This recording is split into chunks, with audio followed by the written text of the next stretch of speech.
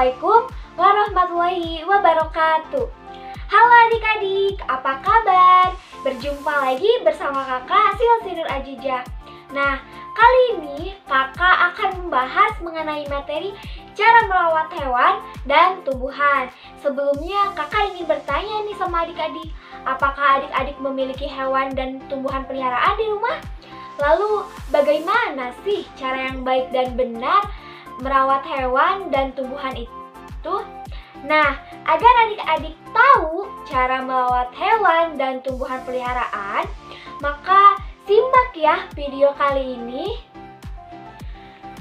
Kebersihan hewan dan tumbuhan yang ada di sekitar kita perlu diperhatikan. Ada yang tahu kenapa? Yaps, karena kebersihan hewan dan tumbuhan itu sangat berdampak bagi kebersihan lingkungan kita. Ketika hewan dan tumbuhan kita bersih, tentu akan menciptakan lingkungan yang bersih pula bagi lingkungan kita. Maka dari itu, kita harus memperhatikan kebersihan dan kesehatan hewan dan tumbuhan yang ada di sekitar kita. Nah, langsung saja pada pembahasan kita kali ini ya adik-adik, kita bahas satu persatu terlebih dahulu. Yang pertama kita bahas cara merawat hewan yang baik dan benar. Nah, kakak mau nanya nih sama adik-adik, kira-kira pada tahu nggak sih apa aja nih cara-cara yang bisa kita lakukan ketika kita merawat hewan peliharaan? Nah, yang pertama kita memberi makan hewan peliharaan kita secara teratur. Nah, ketika adik-adik merawat hewan peliharaan, adik-adik harus memberinya makan secara teratur. Dan makanan yang diberikan pun tidak boleh sembarangan. Harus makanan yang mengandung nutrisi dan makanan yang sehat. Karena ketika kita memberi makan hewan secara sembarangan, hewan itu bisa sakit loh adik-adik. Maka dari itu kita harus memberinya makan secara teratur dan makanan yang diberikan pun harus makanan yang sehat agar kesehatan hewan peliharaan kita tetap terjaga. Nah, selanjutnya cara merawat hewan yang bisa kita lakukan yaitu dengan memberinya vaksin hewan secara rutin. Nah, pemberian vaksin ini bisa adik-adik lakukan dengan membawa hewan peliharaan adik-adik ini ke dokter hewan. Nah, kita itu harus melakukannya secara rutin ya adik-adik, agar kesehatan hewan yang kita pelihara itu tetap terjaga, seperti itu. Nah, selanjutnya cara merawat hewan yang dapat kita lakukan yaitu dengan membersihkan kandang hewan peliharaan kita. Nah, ada yang tahu adik-adik kenapa sih kita harus membersihkan kandang? Yaps, karena kebersihan kandang merupakan salah satu yang berdampak bagi kesehatan hewan.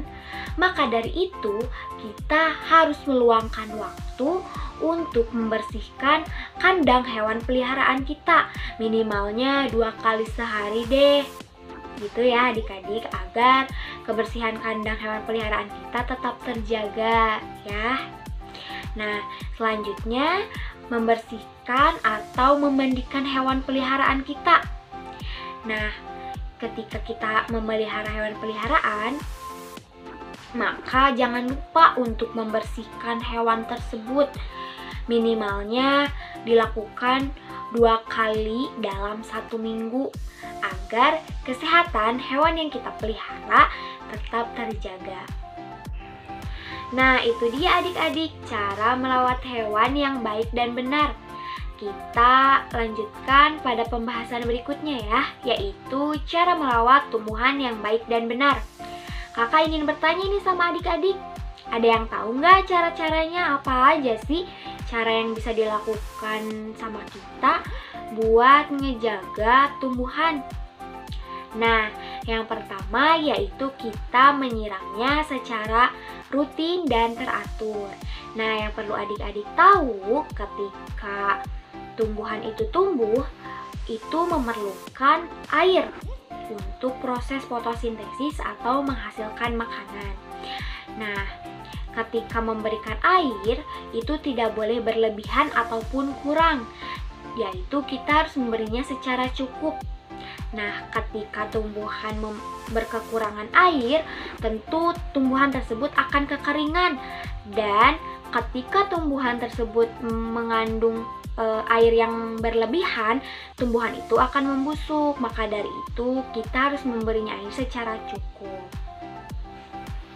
Kemudian, cara merawat tumbuhan yang kita lakukan juga bisa dengan memberinya pupuk.